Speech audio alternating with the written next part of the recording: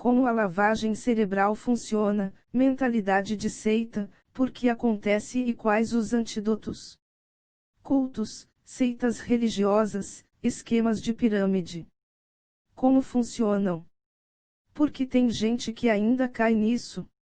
O que nos faz abdicar de nossa capacidade de arbitrar decisões importantes, refletir de forma lúcida, tomar consciência de nossas virtudes e contradições e seguir uma ideia/pessoa/mito de forma cega a ponto de colocar a nossa vida e de pessoas que amamos em risco. A descoberta de métodos de lavagem cerebral foi uma obsessão no século passado. As práticas de guerra, espionagem e contra-espionagem abriram um interesse bizarro sobre como podemos moldar a mente das pessoas de um modo que ela se torne um servo passivo de nossas vontades. O que vou descrever aqui não se resume a uma religião ou seita específica e está longe de ser um método aplicado somente em meios religiosos ou de táticas de guerra. Em muitas medidas, o que nos faz cair nesses esquemas nasce em nossas casas, nas maneiras autoritárias de famílias disfuncionais que plantam as sementes que mais adiante servirão de base para o fanatismo. Empresas, movimentos políticos, família e até campanhas de publicidade que vemos todos os dias na TV, fazem uso de mecanismos de lavagem cerebral muito mais do que gostaríamos de acreditar. Afinal, ao anular a autonomia e capacidade crítica de uma ou de centenas de pessoas, pode proporcionar poder pessoal e, na maior parte dos casos, vantagens financeiras abundantes. O preparo. Quando olhamos uma seita pelo lado de fora, pode parecer muito fácil identificar uma série de problemas e comportamentos bizarros, como ofertas financeiras, oferendas de qualquer ordem ou simplesmente o tempo integral dedicado para uma causa. Porém, nenhuma lavagem cerebral acontece do dia para a noite, existem condições prévias que colocam uma pessoa numa condição de vulnerabilidade psicológica e social e a faz reconhecer uma nova morada num agrupamento desses. Condição vulnerável. Uma pessoa que está se sentindo sozinha, social ou emocionalmente, provavelmente está reprimindo um instinto básico que temos de afiliação, de pertencer a um grupo que nos proteja e dê referências sobre o que somos e podemos ser. Essa falta de critérios claros sobre o que é uma boa vida pode ser asfixiante para a maior parte das pessoas, pois o hábito de comparação é quase irresistível. Até mesmo para chegar à conclusão de que somos inferiores aos demais, precisamos de outras pessoas. Alguém que venha de uma família disfuncional, com pais permissivos ou abusivos, oferece as condições para que uma filosofia ou mestre de pretensões absolutas do tipo eu salvo você caia como uma luva. Para quem não tem convicções mais sólidas sobre sua importância, o guia vem como uma voz na escuridão da vida. Para quem passou a vida toda reprimindo e anulando as suas próprias vontades, o mentor se transforma numa figura com aparência amorosa que surge como alternativa ao domínio previamente sofrido. No final, a mentalidade de submissão acaba reproduzindo o mesmo modelo abusivo anterior. Períodos de crise, de transição, de perdas abruptas ou, enfim, de enfraquecimento da identidade, facilitam a conversão justamente porque seitas proporcionam um senso de identidade renovada, a promessa de uma vida em comum. Todas as emoções e problemas emocionais que originaram ou foram consequência dessas crises parecem encontrar um lugar quentinho para proliferar as infecções emocionais da lavagem cerebral. A lógica é que quando o problema é grande, a aposta precisa ser gigantesca. Os elementos. É preciso ter os jogadores certos para que a jornada se perpetue pelo maior tempo possível. As peças do xadrez de uma seita são, o líder, os seguidores, a ideologia e os métodos de controle. Explico. O líder. Se ele é uma figura real ou não, isso acaba sendo o menos relevante. O importante é que ele tenha sido alguém comum como nós que fez a travessia completa do mar da ignorância para um lugar de luz absoluta. O conteúdo da luz dependerá da seita, pode ser dinheiro, sabedoria, poderes sobrenaturais, divindade, o importante é que ele seja o portador dessa nova verdade. Jim Jones. Normalmente, a figura de poder costuma ser possuída de um narcisismo muito sofisticado, que não é identificável com facilidade, pois vem embalado numa aura de beatitude. É possível entrever as contradições nos momentos em que surgem grandes frustrações no projeto superior, quando a comunidade cresce ou quando surgem opositores externos ou internos ao círculo. Não raro, é possível presenciar fúria, desprezo, acusação, manipulação de interesse e o jogo do me trairão. Fiquem vigilantes uns com os outros ou há uma mal que tenta nos dividir que precisamos destruir. Seguidores. Os convertidos são essenciais para dar veracidade ao que o Mestre visualizou, eles oferecem o seu tempo e energia para obter o mesmo tipo de benefício do Mestre. Com o tempo, se tornam submestres que representam fielmente a vontade do Superior Supremo. Acabam sendo os olhos dos líderes para que nada saia do lugar. Todos os não seguidores podem ser potenciais convertidos, por isso, a postura com eles é geralmente amistosa. Com o tempo e a dedicação, o medo de admitir que se está desperdiçando recursos acaba dominando a mente do seguidor, mesmo que ele veja gritantes contradições na seita. Deve ser difícil mudar quando se passou tanto tempo convertendo, gastando dinheiro, energia e convencendo as pessoas próximas de que se é uma pessoa diferenciada, leia-se, superior. Uma identidade baseada em premissas totalitárias não oferece muita chance de arrependimento sem causar um abismo emocional. A sensação é de completo desamparo, como mudar para um país estranho sem saber a língua e os costumes e sem garantia de um futuro melhor. Até mesmo quem abandona a seita ainda pode seguir com uma espécie de síndrome de Estocolmo, defendendo o mestre e atribuindo a decepção a alguma outra instância do processo que não dizia respeito a eles. Um dos sintomas mais fortes da mentalidade de seita é que os seus seguidores jamais se consideram como parte de uma seita.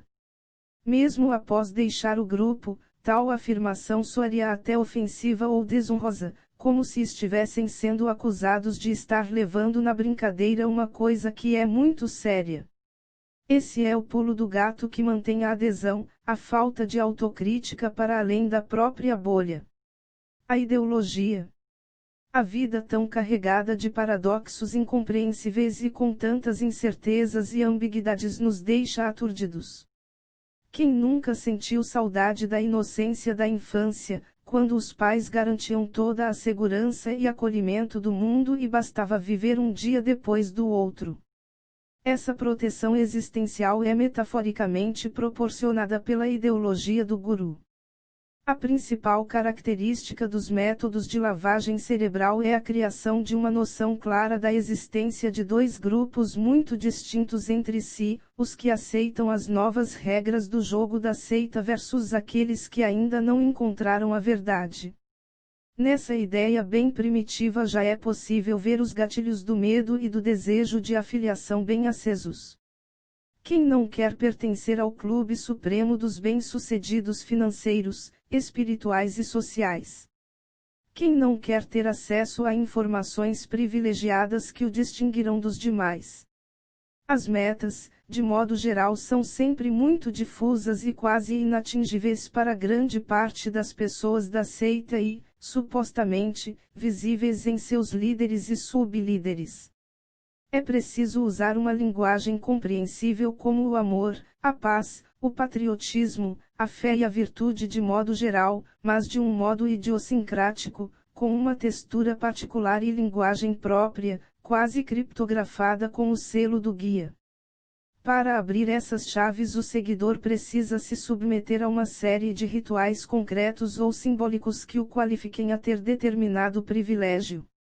Nesse quesito, vale tudo, até criar comprovações pseudocientíficas para sustentar a fantasia coletiva. Porém, isso nunca é mostrado como algo antirracional, mas como verdades desconhecidas, ignoradas ou até invejadas pela ciência. Eles nunca admitirão isso, afinal, vão perder muito poder / dinheiro / influência se isso vier à tona. Os métodos. Não é possível manter uma estrutura mental e social de seita sem algumas engrenagens concretas, pois sem isso, ela perde efeito muito rápido. Normalmente, incluem práticas específicas, um molde comportamental, mecanismos de controle e gerenciamento de debandada. As práticas têm como principal objetivo afastar o recém-convertido do seu núcleo original problemático, sustentar uma postura menos analítica e manter o seguidor entretido pelo máximo de tempo possível nos produtos de evolução que são vendidos ao longo do processo. As boas-vindas são práticas essenciais, pois todo o protocolo da conversão acontece no impacto inicial, na dissonância cognitiva entre o que a pessoa vê lá fora versus dentro do culto.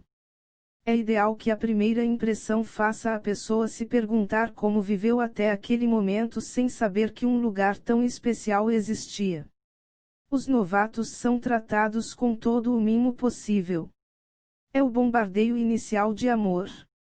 Quem pode dizer não depois de ser tão presenteado emocionalmente com coisas lindas? O gatilho de reciprocidade exerce fundamental influência, afinal, é muito difícil resistir depois de ser tão bem recebido. Pouco a pouco um tipo de vocabulário novo é introduzido.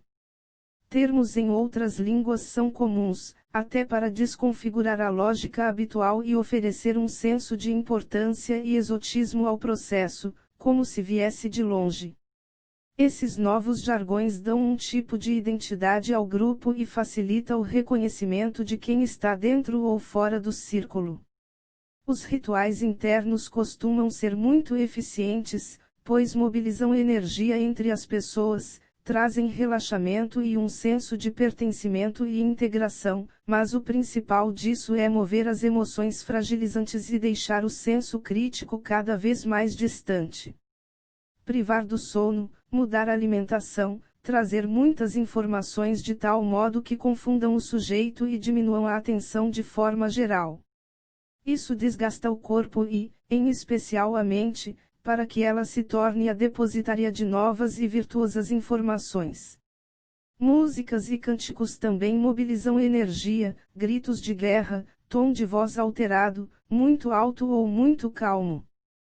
Roupas ou objetos abençoados também são práticas complementares no processo de renovação. Achou? Qualquer coisa que distraia o seguidor pode ser uma ameaça à integridade do grupo. Por isso, é importante impor uma agenda pesada de compromissos com a seita. Quanto mais restrições pessoais, maior será a submissão. Sem alertas externos, não há disputa. O grupo passa a ser a nova morada em detrimento dos que estão do lado de fora. Se quer simular uma jornada especial, é preciso muitos degraus, muitas chaves e muitos comportamentos pré-requisitados para que cada fase seja ultrapassada. É como jogar pitfall, não tem fim. A cientologia, por exemplo, é expert nessa prática. São tantos níveis a serem atingidos que nem o seu criador conseguiu inventar tantas histórias que confirmassem seu sistema de evolução intergaláctica. Controle as informações e terá pessoas obcecadas por merecer, fazendo tudo o que for preciso para obter atalhos evolutivos. O que seria mais confortante do que ouvir várias pessoas abrindo o coração sobre as suas fraquezas? Sei bem do benefício disso em terapias de grupo. Mas e se esses testemunhos forem usados para obter algum tipo de constrangimento moral sobre o pecador? Quanto se pode obter com esses pontos frágeis nas mãos? As seitas sabem bem o que fazer, constrangem, jogam com a culpa, humilham e expõem a pessoa diante dos outros para que saibam quem está no controle. Nenhuma evolução pessoal pode ser próspera se o aprendiz não puder colher os benefícios em tempo breve. Essa sensação de urgência e escassez de tempo, como se o mundo estivesse entrando em colapso, é uma fórmula muito sugestiva de correr mais rápido e fazer votos cada vez mais altos de entrega. O essencial do método é: anule o quanto puder a capacidade analítica e, se a usar, que seja em função do coração.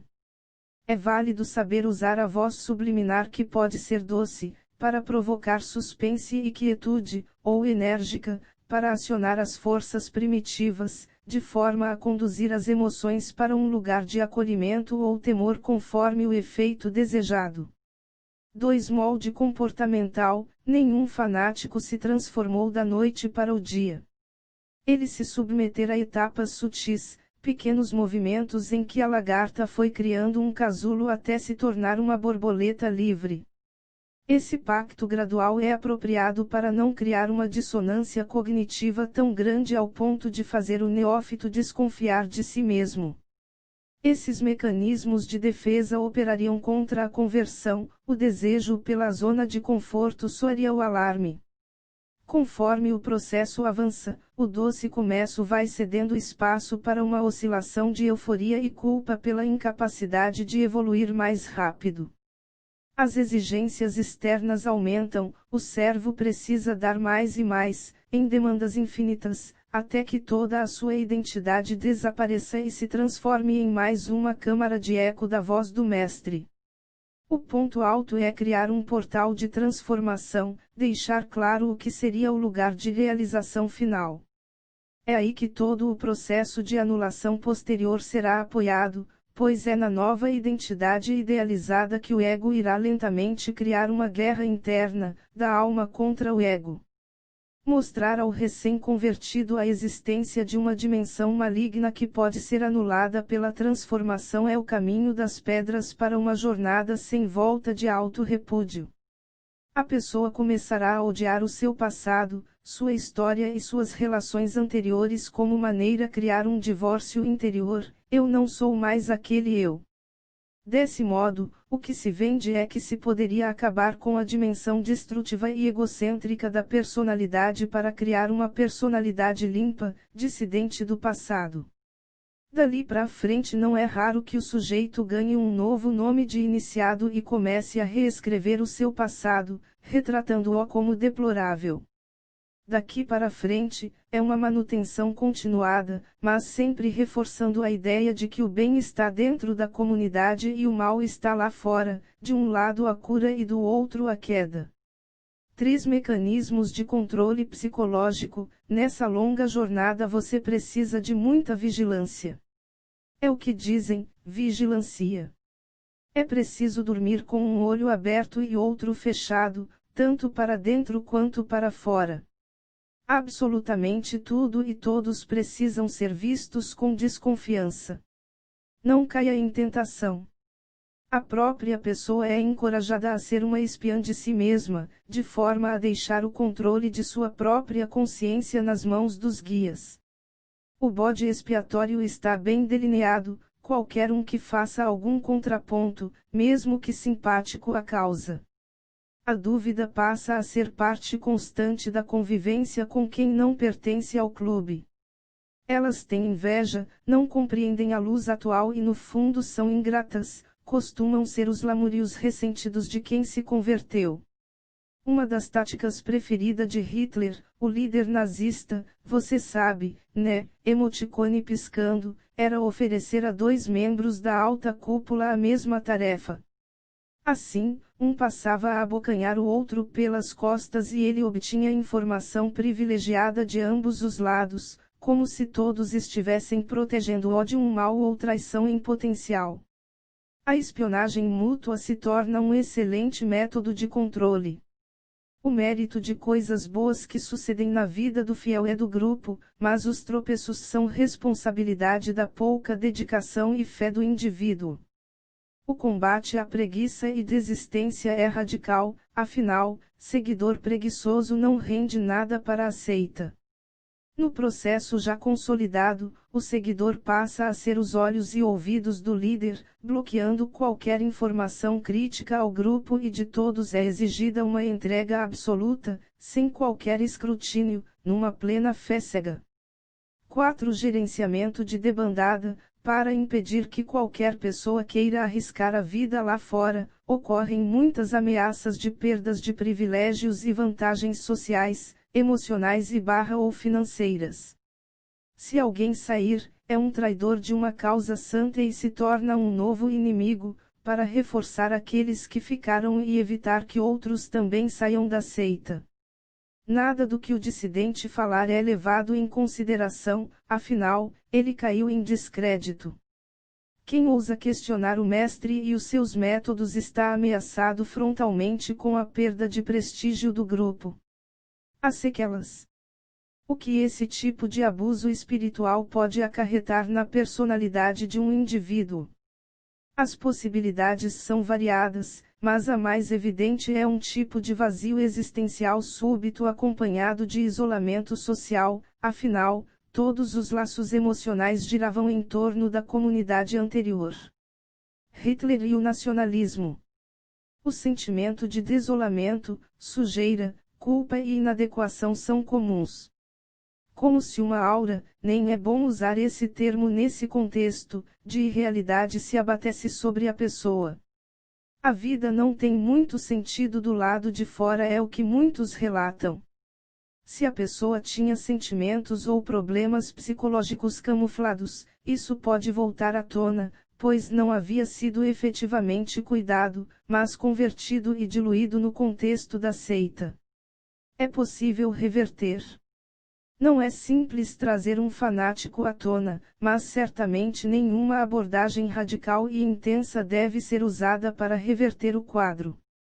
Ter curiosidade, se aproximar, oferecer apoio, colo, afetuosidade, enfim, compensar de maneiras mais saudáveis os fatores de fragilização anterior à conversão podem funcionar como resgate. Mais importante do que tentar trazer de volta uma identidade prévia é criar uma rede de apoio, especialmente no caso de a pessoa ter medo de lidar com o isolamento pós-debandada. Uma boa dose de humor, curiosidade e silêncio amoroso pode ajudar a criar uma nova base de segurança. O fundamental é, nunca se combate fanatismo com fanatismo. Leveza, abertura, alegria e paciência ainda são caminhos mais valiosos nessa trilha de nova descoberta pessoal. Não é fácil tomar para si as responsabilidades pelos próprios atos e pelo gerenciamento emocional da complexidade de uma vida adulta. É no espaço saudável para ambiguidades emocionais que se pode abrir um diálogo de volta até que o feitiço quebre. Depois de um tempo de distanciamento, readequação social e emocional, muitos se reabilitam. Porém, podem carregar consigo um tipo de resistência absoluta a qualquer tipo de religiosidade ou entrega emocional guiada por instituições ou gurus. Para alguns, a reabilitação se torna lenta e quase inexistente, resultando num tipo de apatia pessoal. A verdade é que esse descompasso, dependendo de quão funda foi a imersão, tem efeitos imprevisíveis sobre a personalidade de alguém. Uma sorte, não é tão fácil criar uma seita, não existe passo a passo infalível. Porque não é tão simples reunir condições históricas, sociais, pessoais e coletivas apropriadas que sustentem esse tipo de alienação de si mesmo por tanto tempo. Muitos fenômenos dessa espécie surgem e desaparecem, seja pela inconsistência ou morte do líder, pela pouca expressividade da ideologia, ou até mesmo uma fraca implementação dos mecanismos de controle. Não é fácil produzir figuras como Hitler, Jim Jones, Ashwell, gurus de autoajuda e certas religiões com igrejas em muitas esquinas do Brasil. É até difícil tocar em nomes sem causar uma ofensa pessoal, por ainda serem muito aceitos por grandes grupos. Algumas pessoas mais apocalípticas poderiam alegar que esse texto serviria de base para uma mente sombria se apoderar e usar em benefício próprio. Sim, é verdade, mas nada do que falei aqui é segredo. Há inúmeros líderes de grupos religiosos que, certamente, têm treinamentos mais sofisticados que os aqui apresentados. Porém, esse raio-x tem o intuito de clarear aqueles que em algum momento já se perguntaram o quão atolados podem estar em suas próprias condutas de vida e convicções sociais, políticas, psicológicas e espirituais. Esse artigo é um alerta para que esse tipo de prática seja desfeita por dentro. Autoria desconhecida.